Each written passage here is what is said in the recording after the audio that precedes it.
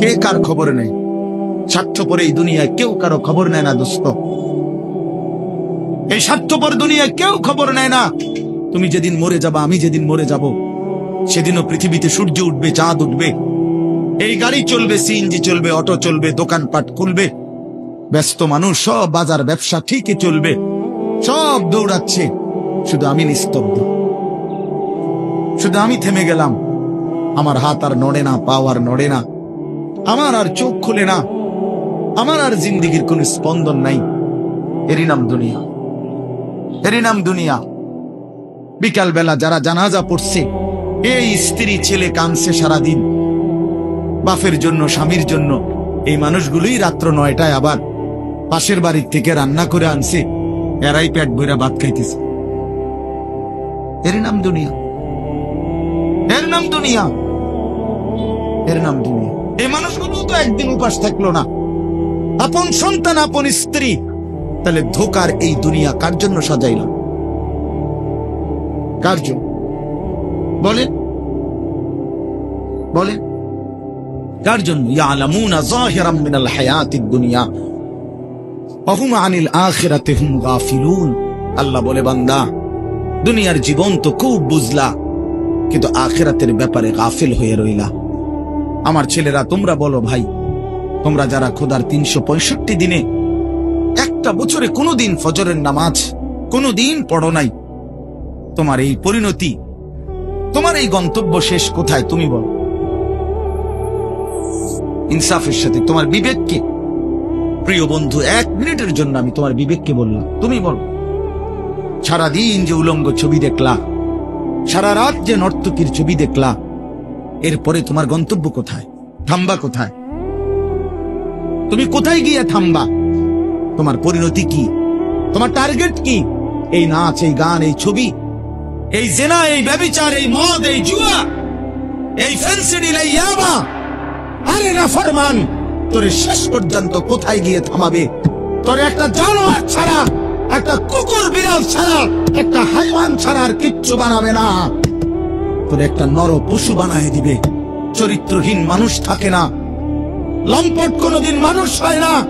মদখোর, নেশাখোর, জুয়ারি, ফেন্সিখোর, বাবাখোর, ডাইলখোর, ইয়াবাখোর, ফুট্টাখোর, হারামখোর, ওই মানুষ থাকে না, ওই জানোয়ার হয়ে যায়। জানোয়ার, জানোয়ার হয়ে যায় বেটা, জানোয়ার হয়ে যায়। যে কপাল সেজদা দেয় না, সে কপাল, যে মানুষ মানুষ হয়ে সেজদা দেয় না, আল্লাহর কসম, আল্লাহ তাআলা কোরআনে বলছে, ইবলিস তুই সেজদা দিলি না, আজকের থেকে তুই শয়তান। এজন্য যে কপাল সেজদা দেয় না, সে মানুষ নয়, শয়তান।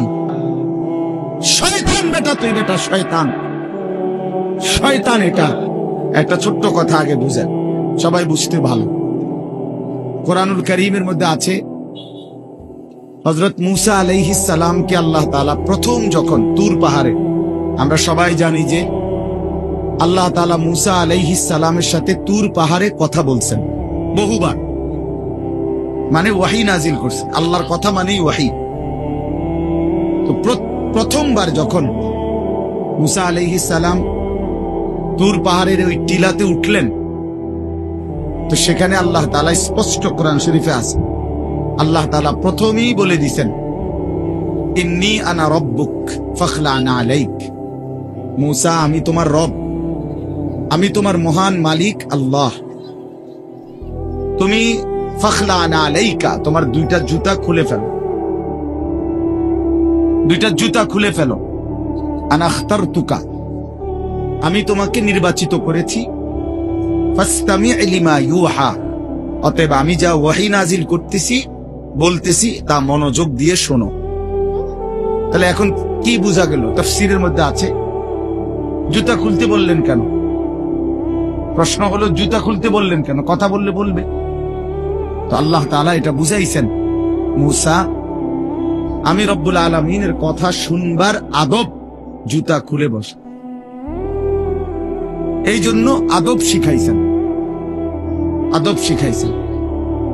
কোরআন সুন্নাহর ইলমের মধ্যে, কোরআন সুন্নাহর জ্ঞানের মধ্যে একটা জিনিস ভীষণ জরুরি, সেটা হলো আদব। 2টা জিনিস একসাথে গঠন করতে হয়। এজন্য আমাদের মাদ্রাসাগুলোতে দুই জিনিস একসাথে পড়ায়, একটা হলো ইলম আর একটা হলো আদব। এজন্য মাদ্রাসাওয়ালারা তাদের বাচ্চাদেরকে যেমন পড়ায়, তো বাচ্চার ওযু, গোসল, চলা ফেরা, উঠা বসা, কথাবার্তা, চাল চলনের দিকেও নজর রাখে, যে ছেলেটা দাঁড়াইয়া পেশাব করে কিনা, ছেলেটা টয়লেট পেপার ব্যবহার করে কিনা, দস্তরখান বিছায়া খানা খায় কিনা, বাবা মাকে সালাম দেয় কিনা, ইত্যাদি ইত্যাদি।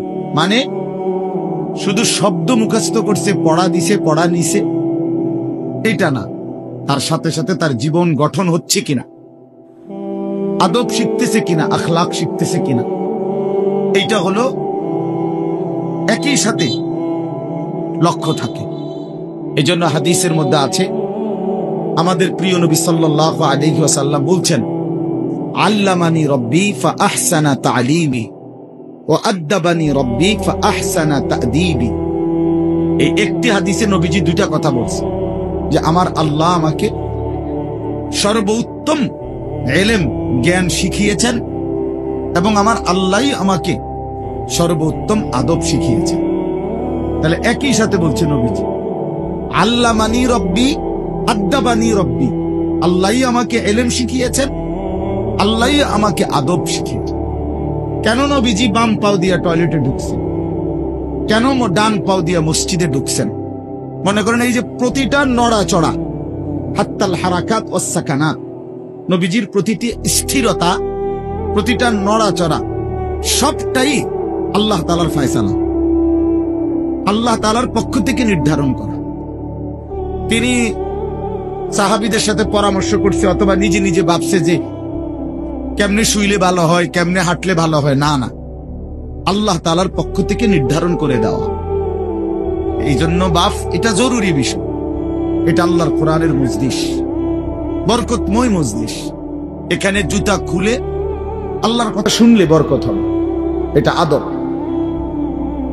সবাই যারা মুসা আলাইহিস সালামের ওই ঘটনাটা জানে, কোরআন শরীফে স্পষ্ট আছে যে তখন প্রচন্ড ঠান্ডা ছিল, ভীষণ ঠান্ডা, কুয়াশা, নিচে বরফ।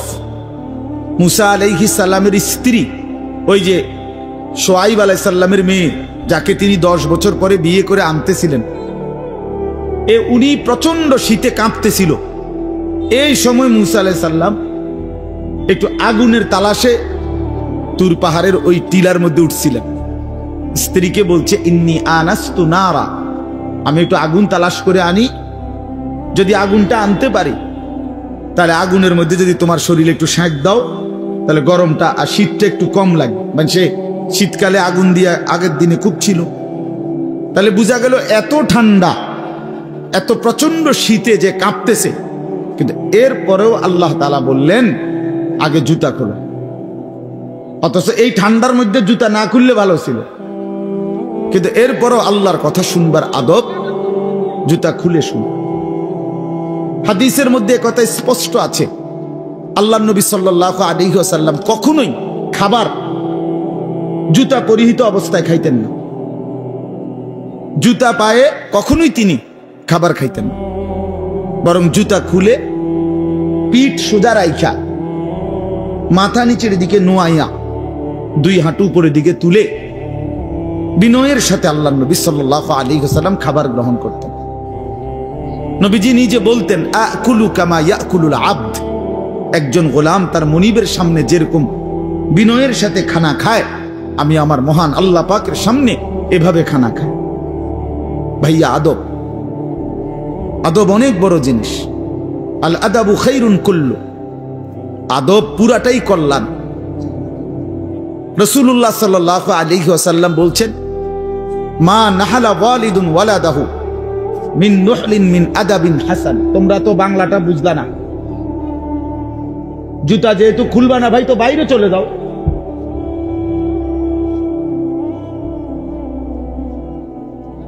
আশ্চর্য মানুষ। না না, অনেকের আছে গাদ্দারি স্বভাব, যে আমি যেমনি আছি এমনি শুনবো। এটা সিধা করতে হবে। জিন্দেগি যদি সোজাই না হয় তো বললাম কারে, বললাম কাকে? শুধুই কেবল ভাইয়া শুনলাম একজনের পরিচিতি আছে, একজনের জনপ্রিয়তা আছে, একজনের সুর আছে, একজনের টান আছে, একজনের জোরে গলার আওয়াজ আছে। তো এই কারণে জড়লাম। কি ফায়দা এতে ভাই? কথা বুঝেন নাই? আমারে মনে করেন 1 কোটি মানুষ চিনে, তো আপনার লাভ কি? আমারে 10 কোটি মানুষ চিনে, সারা পৃথিবী চিনে, তো আমারে চিনলে তোমার লাভ কি? তুমি কি বদলাইলা এটা না দেখার বিষয়। আমি আমার জন্য কি গ্রহণ করলাম, এখানে কার জনপ্রিয়তা আছে না নাই এটা দিয়ে কে ঘাস কাটে? জনপ্রিয়তা দিয়া হয় কি? কিচ্ছু না, কিছুই না। পৃথিবীর জনপ্রিয় অজনপ্রিয় সব মানুষই ভাত খায়, তো আর জনপ্রিয়তার আলাদা ভ্যালু কি? ঘুম যায়, পেশাব পায়খানা করে, তো আর এনে কি আহামরি? কি এটা? কিচ্ছু না, এটা ধোঁকা ছাড়া আর কিচ্ছু না, ধোঁকা। এজন্য ভাই আমি আবারও অনুরোধ করছি, তোমরা কষ্ট পাইও না, প্যান্ডেলের ভিতরে দাঁড়াইও না। আমি অনুরোধ করলাম কমপক্ষে প্যান্ডেলের ভিতরে ভাই মাহফিলের যেই যুব সমাজরা আয়োজন করছো ভাই, তোমাদের কাছে অনুরোধ আমার, তোমরা কয়েকজন কমপক্ষে স্বেচ্ছাসেবকের দায়িত্ব পালন করো। যারাই দাঁড়িয়ে আছে তাদেরকে বসতে বলো। এটা ভালো, আজকের জন্য না, সব সময়ের জন্য। হাদিসের মধ্যে আছে হযরত জিবরাইল আলাইহিস সালাম নবীজি সাল্লাল্লাহু আলাইহি সাল্লামের কাছে, শুনতেছেন আপনারা? নবীজির কাছে যখন হযরত জিবরাইল মানুষের আকৃতিতে আসতেন, জিবরাইল আলাইহিস সালাম কখনো কখনো তার মূল আকৃতিতে অদৃশ্যভাবে ওহী নাজিল করতেন, কোরআন। আবার কখনো কখনো মানুষের সুরত ধরেও নবীজির সামনে আসতেন। হাদিসে কথা স্পষ্ট আছে যে যখনই জিবরাইল মানুষের আকৃতিতে নবীজির কাছে আসতেন, তো নবীজির সামনে এসে আদবের সাথে বসতেন। কিভাবে বসতেন? হাদিসের এই শব্দটা পর্যন্ত আছে, ফাসনাদা রুকবাতাইহি ইলা রুকবাতাইহি। মনে করেন নবীজি এদিকে ফিরা, তো জিবরাইল ওইদিকে মুখোমুখি মুখোমুখি বসতেন, এভাবে যে উভয়ের হাঁটু বরাবর, বুক বরাবর, চোখ বরাবর, এইভাবে মনোযোগ দিয়ে জিবরাইল আলাইহিস সালাম নবী সাল্লাল্লাহু আলাইহি সাল্লামের সামনে বসতেন। এরপরে তিনি বিভিন্ন বিষয় বলতেন, শুনতেন, নবীজির সাথে কথা বলতেন। তাইলে আদব এটা। আল্লাহর কোরআনের সামনে, রাসূলুল্লাহ সাল্লাল্লাহু আলাইহি সাল্লামের হাদিসের সামনে সর্বোচ্চ আদবের সাথে বসতে হয়, সর্বোচ্চ। এটা বসা, এটাই নিয়ম। হাদিসের মধ্যে আছে, আরো শুনাই আমি, হাদিসের মধ্যে আছে, হাদিসে কুদসি, কোন নেককার বান্দারা যখন আল্লাহর জিকির, আল্লাহর তেলাওয়াত, আল্লাহর কথা শুনবার জন্য, বসবার জন্য, বলার জন্য বসে, তো এই পুরা মজমা যখন শেষ হয়, তো আল্লাহ ফেরেশতাদেরকে জিজ্ঞেস করে যে আমার এই বান্দাদেরকে কি পুরস্কার দেওয়া যায়? তো তারা বলে, মহান আল্লাহ, আপনার ইচ্ছা। তো আল্লাহ তাআলা বলেন, শোনো, আমার এই প্রিয় বান্দাদের মজলিস যারা বসলো, আমি তাদের সকলকে মাফ করে দিলাম। তো ফেরেশতারা বলে, আল্লাহ, এখানে এমন লোকও আছে যে এমনি আসছিল, দ্বীনি উদ্দেশ্যে আসে নাই, আপনার কথা শুনতে আসে নাই, এমনি বইছিল আর কি। ইন্নামা জাআ লিহাজাতিন, ব্যক্তিগত কোনো উদ্দেশ্যে আসছে, তাকেও মাফ করে দিবেন। তখন আল্লাহ তাআলা বলেন হাদিসে কুদসি, হুমুল কওমু লা ইয়াশকা বিহিম জালিসুহুম। এই শব্দটা বুঝাইতে চাই। আল্লাহ তাআলা তখন বলেন, আমার প্রিয় বান্দাদের মজলিস, তো এজন্য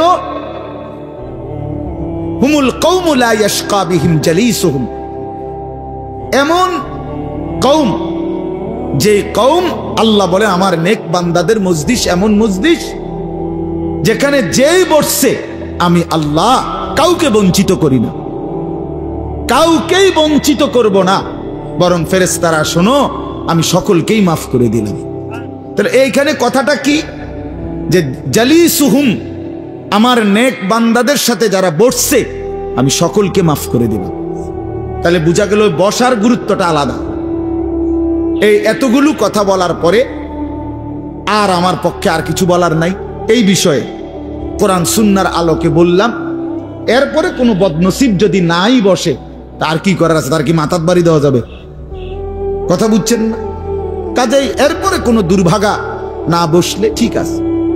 ইসরাফিলের ফু যেদিন দিবে সেদিনও বহু মানুষ গাফেল থাকবে। হাদিসে আছে ইসরাফিলের ফু হবে, পৃথিবীতে ভূমিকম্প শুরু হবে, জমিন কাঁপতে শুরু করবে, আসমান ভাঙতে শুরু করবে, তখনও গাফলতের মধ্যে বহু মানুষ থাকবে। এই অবস্থাতেই মৃত্যু হবে, এই অবস্থাতেই হাসর হবে। কাজেই গাফেল থাকবেই, গাফেল থাকবেই। এই জন্য আল্লাহ তাআলা আমাদের প্রত্যেককে আল্লাহর কথা, কোরআন সুন্নাহর কথা মনোযোগ দিয়ে আন্তরিকতা নিয়ে শুনবার তৌফিক দান করেন। এবার আর একটা কথা, ছোট্ট কথা, সেটা হলো ভাই, মেহেরবানি করে প্রত্যেকে এই যাদের হাতে মোবাইল, এই হাতে ধরা এই মোবাইলগুলো নামায় ফেলো। আল্লাহর ওয়াস্তে আমার এই কথাটা রাখো, ভালো হবে। আমি তোমাদের কল্যাণের জন্য বললাম। আল্লাহর ওয়াস্তে এই হাতের মোবাইলটা অল্প একটু সময়ের জন্য আমি অনুরোধ করলাম, এটা নামাইয়া এটা বন্ধ করে দাও।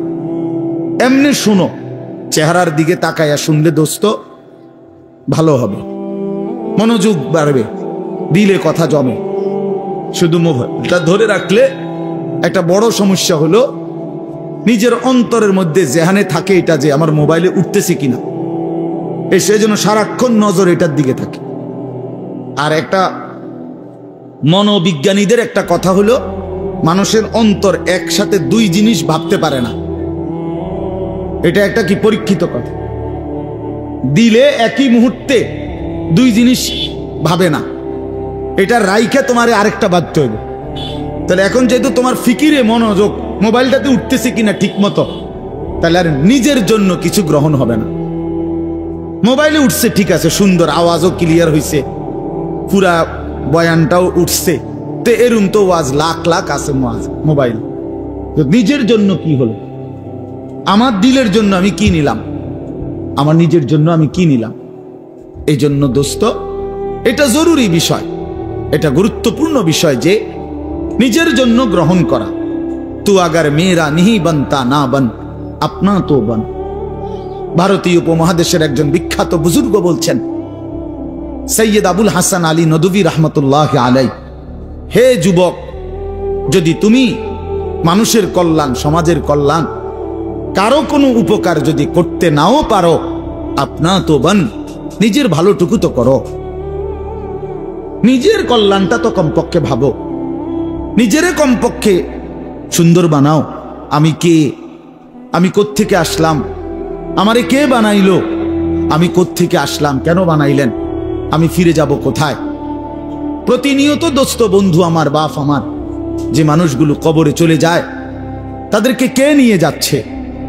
কেউ তো নিজের থেকে মরতে চায় না, আত্মীয় স্বজনও তো কারো মৃত্যু চায় না, কিন্তু একজন অদৃশ্য মালিক নিয়ে যাচ্ছে। কেন নিয়ে যায়? কেন নিয়ে যাচ্ছেন? কোথায় নিয়ে যাচ্ছেন?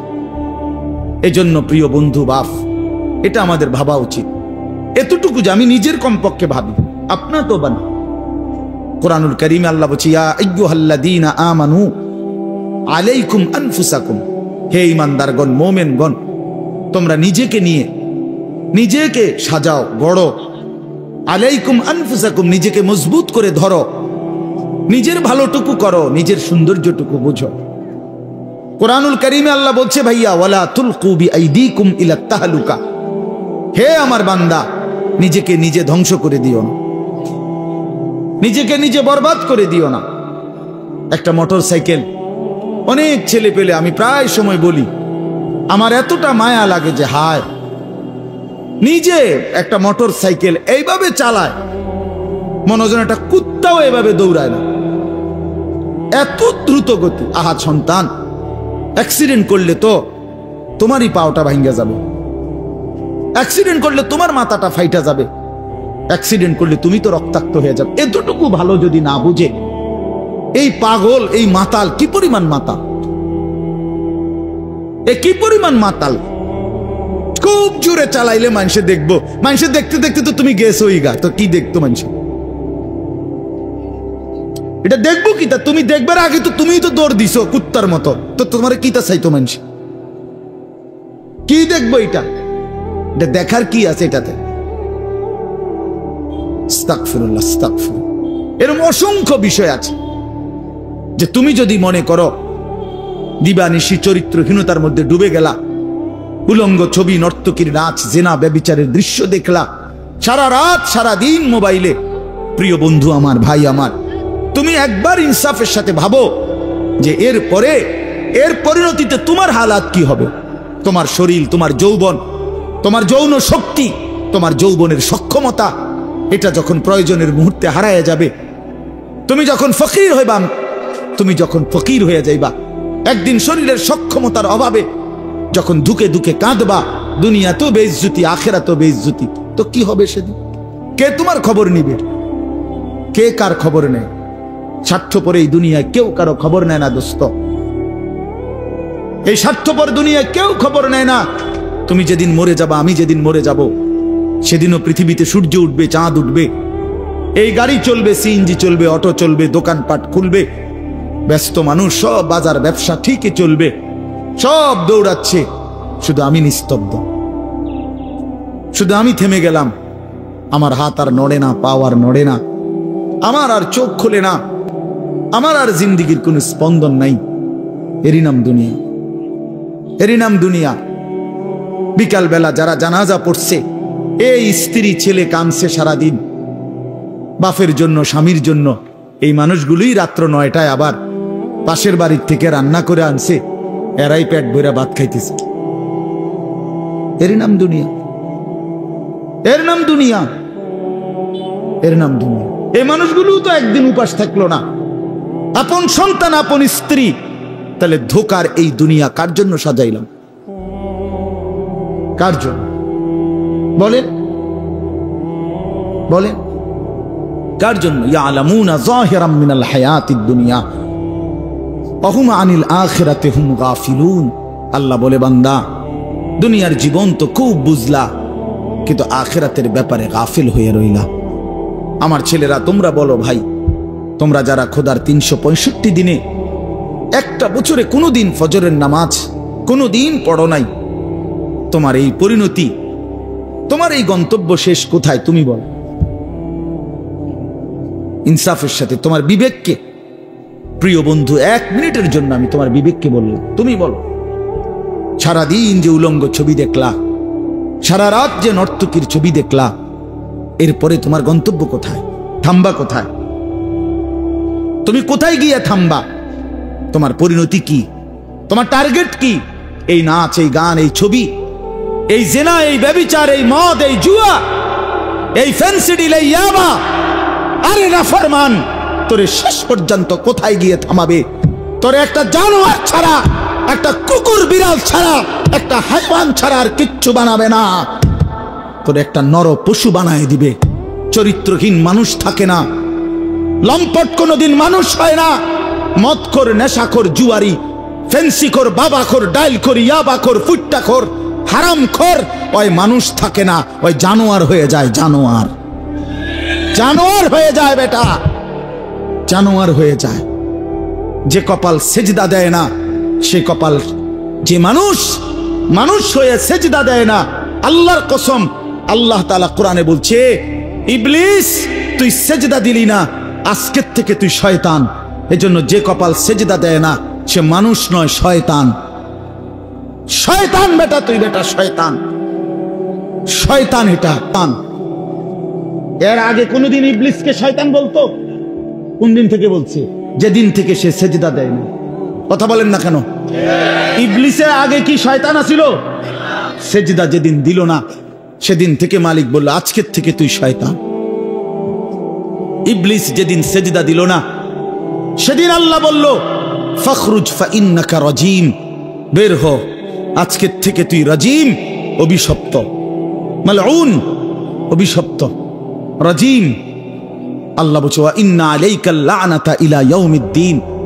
ইবলিস তুমি সেজদা দিলা না, মনে রেখো আজকের থেকে কিয়ামত দিবস পর্যন্ত তোর উপরে আমি আল্লাহর লানত। এজন্য বেনামাজি তোর উপরে আল্লাহর লানত, তোর উপরে আল্লাহর লানত, তোর উপরে খোদার গজব। আর আল্লাহর লানত যার উপরে, সে সুখ পায় না। ওই মালিকের সাথে গাদ্দারি করে সুখ মিলে না। খবর নিয়ে দেখো, তুমি না জানলে আমি জানি। জিন্দিগির আজ 21 বছরের এই ওয়াজের জীবনে কত শত মানুষ জীবনের কত দুঃখ বেদনা আমরা তো শুনি না। আমরা কাছে দোয়া চায় না। কোনো হারামখোর, কোনো সুদখোর, কোনো ঘুষখোর, কোনো বেপর্দা নারী, কোনো বেহায়া নারী, কোনো মদখোর জুয়ারি, কোনো নারীর সাথে অবৈধ সম্পর্ক স্থাপনকারী পুরুষ কিংবা নারী, আল্লাহর কসম সুখে নাই। সুখ মিলে না। নোনা জলে তৃপ্তি হয় না। যে পানি লবণাক্ত ওই পানি তৃষ্ণা মিটায় না।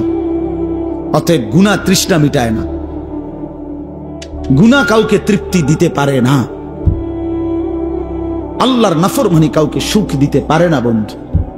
আল্লাহ কোরআনে বলছে ওয়াদারু যাহিরাল ইসমি ওয়া বাতিনা, আমার বান্দা প্রকাশ্য গুনাহ ছেড়ে দাও, গোপন গুনাহ ছেড়ে দাও। আল্লাহ বলছে ওয়ালা তাকরাবুল ফাওয়াহিশা মা যাহারা মিনহা ওয়া মা বাতান। আল্লাহ বলছে বান্দা প্রকাশ্যে কিংবা গোপনে কোনো অশ্লীলতা, বেহায়াপনা, অসভ্যতার কাছেও যেও না। আল্লাহ বলছে ওয়ালা তাকরাবুজ জিনা, জিনা ব্যভিচারের কাছে, নারীর সাথে অবৈধ কোন রকম সম্পর্কে যেও না বান্দা। ইন্নাহু কানা ফাহিশা, এটা বড় বেশি অশ্লীলতা। ওয়াসাআ সাবিলা, এটা বড় মন্দ পথ। হায় যুবক, ভুল করে না। ওই নারীর ফাঁদে একদিন তোমার সে জাহান্নামে পৌঁছায় দিবে, একদিন তোমারে কবরে পৌঁছায় দিবে। সে তোমারে সুখ দিবে না। চরিত্রহীন নারী সুখী হয় না। যার নিজের সুখ নাই তে তোমারে কি সুখ দিবে?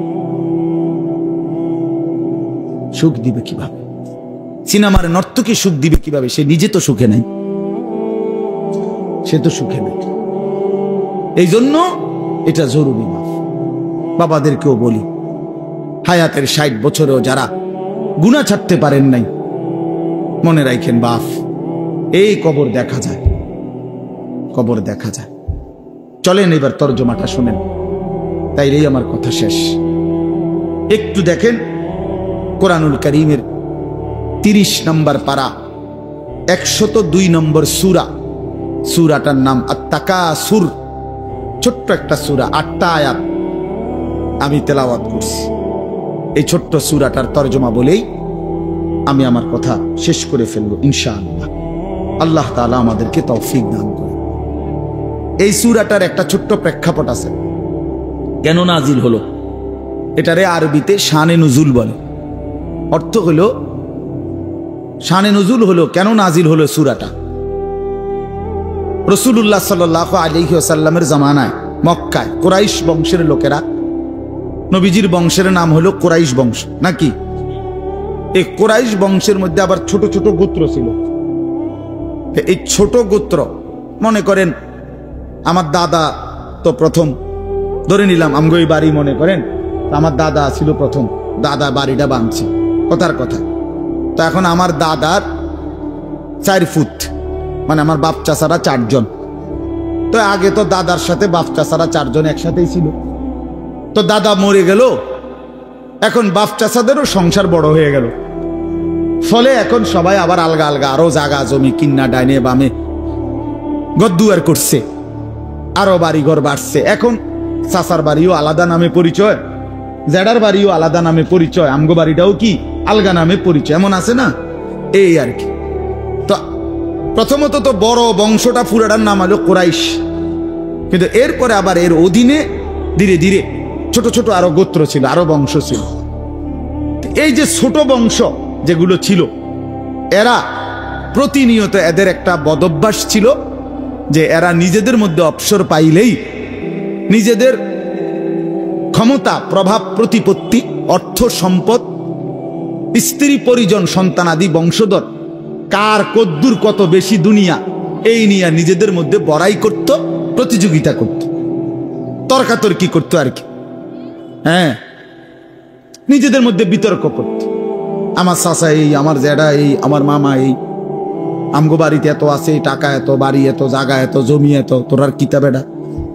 এগুলো আমাদের মধ্যে হয় না এমন? এর ওরা প্রচন্ড ভাবে এইটা নিয়ে বিতর্ক করত।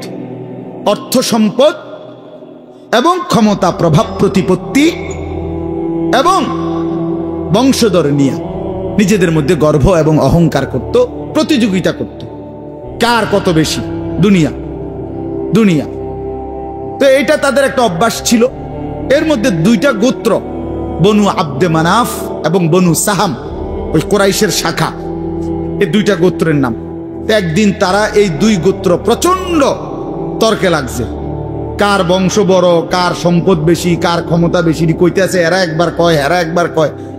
এই বলতে বলতে যার জের বড়ত্ব, দুনিয়ার অহংকার, দুনিয়া বাড়ানোর এই নেশা বুঝাইতে বুঝাইতে এক পর্যায়ে ওই বনু সাহাম একটা গোত্র, তারা বনু আব্দে মানাফ এই পরিমাণ বলছে যে তারা হিসাব করছে যে আমগো কইমা যাইতে আছে, মানে এরা হাইরা যাবে হিসাবে, এরার থেকে মানে হিসাব দিতে গিয়া আর মিলাইতে পারতেছে না, এগো বাইরে গেছে। এই তখন এরা এই বনু সাহাম এই গোত্র কইল কি অগরে, এ দিগাও, কই কবরস্থানে আসো। কোথায়? কবরস্থানে আসো, আসো কবরস্থানে। কবরস্থানে কি আসো না? তা আইসা এবার কবরস্থানের সামনে আইসা তাগো ওই মুর্দা যারা কবরে তাগো বংশের এবার এই হ্যাগো হিসাব দিয়ে আইতেছে। এই বেটা আমার চাচা মরলে কি হইছে, চাচা কি আছিল তুই জানোস বেটা? আমার দাদা মরলে কি হয়েছে বেটা? হ্যাঁ, আমার দাদার ভয়ে দাদা নিজে কাঁপতো বেটা। তার মানে এবার অহংকার করতে করতে দুনিয়ার বড়াই বুঝাইতে বুঝাইতে জীবিত দিয়ে আর হিসাব না মিলাইতে পাইরা কই গিয়া পড়ছে? কবরস্থানে গিয়া পড়ছে। এদের এই মন্দ আচরণ আল্লাহ তাআলা নারাজ হয়ে আল্লাহ তাআলা তখন এই আচরণের কারণে কোরআনুল কারীমের এই সূরাটা নাজিল করছেন। 102 নম্বর সূরা আত-তাকাসুর নাজিল করে আল্লাহ বললেন, হায় বান্দা কি করছো, করছোটা কি?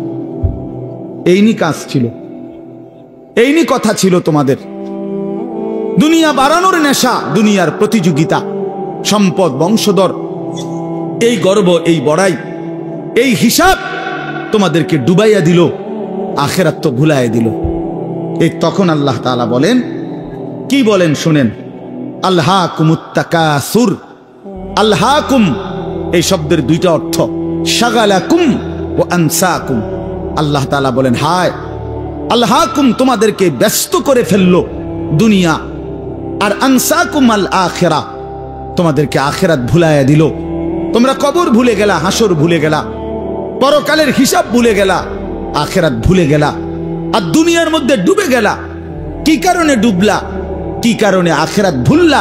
আত-তাকাসুর এই বাড়ানোর প্রতিযোগিতা, অর্থ সম্পদ, ক্ষমতা, বংশধর, টাকা পয়সা, মাল দৌলত, এগুলো বাড়ানোর নেশা তোমাদেরকে আখিরাত ভুলাইয়া দিল আর দুনিয়ার মধ্যে ডুবাইয়া ফেললো, ব্যস্ত করে ফেললো। হাত্তা জুরতুমুল মাকাবির। আল্লাহ বলেন, হায় বান্দা এক পর্যায়ে কবরস্থানেই পৌঁছে গেল। এর ডাইরেক্ট কথা, শেষ পর্যন্ত কবরস্থানে চলে গেলা। অহংকার করতে করতে, বড়াই করতে করতে, দুনিয়া সাজাইতে সাজাইতে, দুনিয়া মিলাইতে মিলাইতে। এ কথার দুই অর্থ। এবার এক হলো সরাসরি ওদেরকে বলছে কাজটা তোমরা ভালো করলা না, আরেকটা হলো আমাদের সবাইকে বলছে, আমার বান্দারা তোমরা যারা এই পরিমাণ দুনিয়া নিয়ে ব্যস্ত হইলা, দুনিয়া সাজাইতে লাগলা, যে এক পর্যায়ে এই দুনিয়া সাজাইতে সাজাইতেই হাত্তা জুরতুমুল মাকাবির কবরে পৌঁছে গেলা, একদিন মরে গেলা, অথচ আখিরাতের কোনো পুঁজি নাই, কবরের কোনো সামান নাই। কামটা কি করল? কামটা কি করল? কাজটা কি করলা বান্দা? কি করল? হায় বান্দা 60 বছর বয়স, আজও আখিরাতের পুঁজি কই? 30 বছর, আজও আখিরাতের পুঁজি কই? এরই মধ্যে তো একদিন কবরেই পৌঁছে যাবা। কবরেই এই যে দেখেন কবরবাসীদের রুহের মাগফিরাত কামনায় মাহফিল। আমি এই জন্য এই আয়াত পড়ছি। পুরা কোরআনুল কারীমের মধ্যে এই একবারই কবর এই শব্দটা আছে এই সূরার মধ্যে একমাত্র। হাত্তা জুরতুমুল মাকাবির, এই কবরস্থান, কবর, এই কথাটা কোরআনের এই সূরাতেই আছে। আল্লাহ তাআলা বলেন, বান্দা দুনিয়ার লোভে ডুবে আখিরাতকে ভুলে তুমি বাড়ানোর নেশা, তোমার প্রতিযোগিতা, আরো চাই, আরো চাই, আরো চাই, আরো চাই। এটা তো একদিন তোমারে কবরস্থানেই পৌঁছায় দিল, কবরস্থানে পৌঁছায় দিল। আমার বাপ, আমার বন্ধু, আমার জওয়ান সাথী, সবাই নিয়ে ভাবি, আমিও আপনিও ইনসাফের সাথে। দুনিয়া আমারে কি পরিমাণ ব্যস্ত করে দিল। 60 বছরের বয়স্ক মানুষ, 70 বছরের বয়স্ক মানুষ, হিসাব শুধুই দুনিয়া, হিসাব করতেছে এখনো দুনিয়া। দুনিয়া মিলছে খুশি, দুনিয়া মিলে নাই খুশি নেই। যখন দুনিয়া মোটামুটি ঘুষাইতে পারছে তৃপ্ত, আর দুনিয়া ঘুষাইতে পারে নাই অতৃপ্ত। অতৃপ্ত অসংখ্য মানুষকে শুনবেন দুনিয়া ঘুষায় ফেলছে। 3টা ছেলে বিদেশ পাঠাইছি হুজুর, 4টা মেয়ে বিয়ে দিছি, বাড়িতে একটা বিল্ডিং করছি, 4টা রুম, ভিতরে 2টা বাথরুম, আল্লাহর রহমতে রাস্তার লগে কুদ্দুর জায়গা কিনছি, ব্যাংকেও কিছু টাকা পয়সা জমছে, বাজার সদাই কইরা খাইয়া পইরা আল্লাহর রহমতে আমনগো দোয়ায় 10 জনের দোয়ায় ভালো আছে, খালাস জিন্দেগি মিলে গেছে, জীবনের টার্গেট অর্জন হয়ে গেছে। চাচা চাচা তৃপ্ত, 60 বছরের বয়স্ক বাবা তৃপ্ত হয়ে গেছে, তার পৃথিবীতে আসার উদ্দেশ্য অর্জন হয়ে গেছে। পৃথিবীতে আসছিল ফোলা বিদেশ পাঠাইছে, পৃথিবীতে আসছিলেন মেয়ে বিয়ে দিতে, মেয়ে বিয়ে দিছে। দুনিয়ায় আসার 60 বছরের একটা টার্গেট ছিল, একটা বিল্ডিং করবে, বিল্ডিংটা হইছে আলহামদুলিল্লাহ। আর তো চাচা কবর, হাসরের ময়দান, ফুলসেরাত, মিজান, আমল নামা, জান্নাত জাহান্নাম, এগুলো কার জন্য? এগুলো কার জন্য? এগুলো কার জন্য? কই সেগুলোর কথা দিয়ে বললেন না? ইয়ালামুনা যাহিরাম মিনাল হায়াতিদ দুনিয়া, দুনিয়া তো খুব বুঝলা বান্দা, অহুম আনিল আখিরাতি হুম গাফিলুন, আখিরাতের ব্যাপারে তো গাফিল হয়ে রইলা। যুবক ছেলে, তোমাদের হালাত কি? তোমরা মনে করছো তোমাদের লজ্জাস্থানের যৌনতার একটা শাহওয়াত আছে, চাহিদা আছে। এই চাহিদাটা যদি পূরণ হয়, নারী, ছবি, বন্ধুদের অসৎ আড্ডা, মোবাইলের অশ্লীল ছবি, এই জেনা ব্যভিচারের যে কোনো সুযোগ কিংবা কোনো অসভ্যতা নোংরামির কোনো সুযোগ পাইছ, জীবন উপভোগ করতেছ, খালাস খালাস। কোথায় নামাজ, কোথায় আখেরাত, কোথায় মৃত্যু, কোথায় কবর? আহা বাফ, কিছুই মনে করাইল না, কিছুই মনে করাইল, কিছুই মনে করাইল। এরই নাম জিন্দিগি, এরই নাম মুসলমান। এখানেই জীবনের সমাপ্তি, আর কিছু নাই। কবর বলতে কিছু নাই, আখিরাত বলতে কিছু নাই। আল্লাহ তাআলা বলেন, বান্দা আল্লাহকুমুত তাকাসুর, আহা বান্দা, দুনিয়ার নেশা তো তোমাদেরকে ভুলায় দিল আখিরাত। হাত্তা জুরতুমুল মাকাবির, এরই মাঝে তো একদিন কবরেই পৌঁছে গেলা। একদিন কবরে পৌঁছে তুমি তো উপলব্ধি করবা, কাল্লা সাউফা তা'লামুন সুম্মা কাল্লা সাউফা তা'লামুন। আল্লাহ তাআলা বলে, বান্দা শোনো, সাবধান, কাজটা ভালো করলা না, দুনিয়ায় ডুবে গেলা, আখিরাত ভুলে গেলা। সাউফা তা'লামুন 2 বার বলছে একটা কথা আল্লাহ। অল্প সময়ে তুমি জানতে পারবা, অল্প সময়ে তুমি জানতে পারবা। তাফসীরের মধ্যে লিখছে 2 বার কেন বললো আল্লাহ? আল্লাহ বলেন, হে নাফরমান বান্দা, তোমারে আমি একবার কবরে আযাব দিয়া বুঝাবো তোমার এই নাফরমানির পরিণতি কি, আরেকবার হাসরে নিয়া জাহান্নামের আযাব দিয়া বুঝাবো তোমার এই নাফরমানির পরিণতি কি। তুমি সেদিন বুঝবা বান্দা, আমার কবর কি, আমার আখিরাত কি। রাসূলুল্লাহ সাল্লাল্লাহু আলাইহি ওয়াসাল্লাম বলেন, নাফরমান যখন কবরের প্রশ্নের জবাব দিতে পারবে না, তো আল্লাহ তাআলার পক্ষ থেকে ফেরেশতাদেরকে বলবে, আফরিশুহু মিনান নার ওয়ালবাসুহু মিনান নার ওয়াফতাহু লাহু বাবান ইলান নার। আমার বান্দার কবরের মধ্যে জাহান্নামের বিছানা বিছিয়ে দাও, জাহান্নামের পোশাক পরিয়ে দাও, জাহান্নাম বরাবর দরজা খুলে দাও। ফেরেশতারা এই 3টা কাজ করে এই ফেরেশতারা সরে যাবে। আল্লাহর নবী সাল্লাল্লাহু আলাইহি সাল্লাম বলেন, কবর তখন তাকে একটা চাপ দিবে, এই চাপে এই ব্যক্তি ডান পাশের মাটি বাম দিকে, বাম দিকের মাটি ডান দিকে, এইভাবে আইসা চাপ মারবে। আল্লাহ রাসূল বলে, ডান পাশের হাড্ডি পাঁজরের এই সাটনার হাড্ডি ভাঙ্গা বাম দিকে ঢুকে যাবে, বাম দিকের গুলো ডান দিকে। উদাহরণ দিয়ে বুঝাইছে নবী, হাত্তা তাখতালিফা আদলাউহু, এভাবে দুই আঙ্গুল যেমন একটা আরেকটার মধ্যে ঢুকে যায়, হাড্ডি পাঁজরের গুলো এইভাবে একটা আরেকটার সাথে ঢুকে যায়। আল্লাহ নবী সাল্লাল্লাহু আলাইহি সাল্লাম বলেন, ওয়া ইউকাইয়াদু লাহু মালাকুন আবকামু ওয়া আসাম্মু ওয়া আ'মা। তার কবরে এরপরে নাফরমানের কবরে একজন ফেরেশতা পাঠানো হবে। এই ফেরেশতা তিনটা গুণ, এই ফেরেশতা বোবা, এই ফেরেশতা বধির, এই ফেরেশতা অন্ধ। সে কথাও বলতে জানে না, কানেও শোনে না, চোখেও দেখে না। আল্লাহ রাসূল বলেন, ফায়ুতরাবু লাহু বিমিতরাকাতিম মিন হাদিদ। এই ফেরেশতা তখন তাকে লোহার গুর্জ, লোহার হাতুড়ি দিয়ে নাফরমানের বারবাতান বাইনা উযুনাইহি, দুই কান বরাবর মাঝখানে আঘাত করবে। এক একটা আঘাতে ফায়াসিহু সাইহাতান, নাফরমান এভাবে চিৎকার করবে, ইয়াসমাউহা মান ইয়ালিহি ইল্লা সাকালাইন, মানুষ এবং জিন ব্যতীত আল্লাহর কসম গোটা সৃষ্টি এই নাফরমানের আওয়াজ শুনতে পাবে, চিৎকার শুনতে। দোস্ত আমার, বন্ধু আমার, ছেলেরা আমার, জিন্দেগি বড় বেশি রঙিন মনে করছো তোমরা। 18,000 টাকার একটা মোবাইলের কাছে হেরে গেলা মুসলমানের ছেলে। মাত্র 20,000 টাকা দামের একটা মোবাইলের কাছে এত সুন্দর জীবন শেষ করে দিল। ভুল করে না, ভুল। অল্প টাকায় বেচা গেলা, অল্প কয়টা টাকায় হারিয়ে গেলা। বেঈমান তোমারে হারায় দিল। ইহুদি, খ্রিস্টান, নাস্তিক, মুরতাদ একটা নারীর উলঙ্গ ছবি অথবা অর্ধ উলঙ্গ ছবি দিয়া, যারে তুমি ধরতেও পারো না, ছুঁইতেও পারো না, শুধু ছবি দেখাইয়ে তোমারে শেষ করে দিল। তোমার দুনিয়াও নষ্ট করে দিল, আখিরাতও নষ্ট করে দিল। হায় হায়, এর চাইতে বড় ব্যর্থতা আর কিছু হইতে পারে। আমার কথা মনে রাখো বাপ আমার, প্রিয় বন্ধু আমার, সন্তানরা আমার, ছেলেরা আমার, ভাই আমার, যুবক, আমি যদি আর কোনোদিন বলতে নাও পারি, এই একবারই বললাম, এতটা সুন্দর জীবন নষ্ট করে দিও না ভাই, এতটা সুন্দর জীবন নষ্ট করে দিও না ভাই।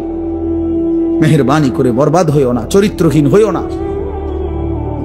কোরআনুল কারীমের মধ্যে আছে, আল্লাহ তাআলা বলেন, নারীর সাথে অবৈধ সম্পর্ক স্থাপনকারী ব্যভিচারী, এই জিনাখোর, আল্লাহর কসম আল্লাহ বলছে, ইউদাআফ লাহুল আযাবু ইয়াউমাল কিয়ামা।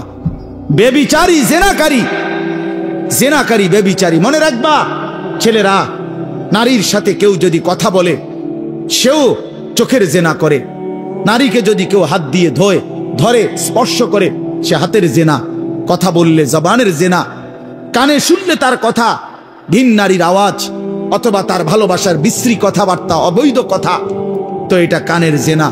তার সাথে পায়ে হেঁটে এগিয়ে গেলে পায়ের জেনা। অন্তর দিয়ে কল্পনা করলে নারীকে নিয়ে, অন্তরের জেনা। আর লজ্জাস্থান দিয়ে জেনা করলে সেটাও জেনা। আল্লাহর কসম, নবী বলছে সবটাই জেনা। চোখেরটাও জেনা, হাতেরটাও জেনা, পায়েরটাও জেনা, দিলেরটাও জিনা, মুখেরটাও জিনা, শব্দটাও, আবার লজ্জাস্থানেরটাও জিনা।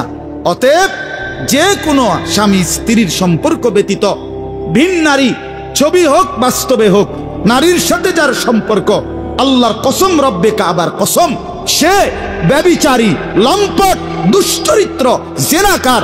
আর আল্লাহ বলছে, আমি তোরে ডবল ডবল ইউদাআফ, ইউদাআফ অর্থ হলো ডবল, রিডবল শাস্তি দেব কিয়ামতের দিন। ওয়া ইয়াখলুদ ফীহি মুহানা, এবং আল্লাহ বলে তারে বেইজ্জতি কইরা, লাঞ্ছিত কইরা চিরস্থায়ী জাহান্নামে ফেলে দেব।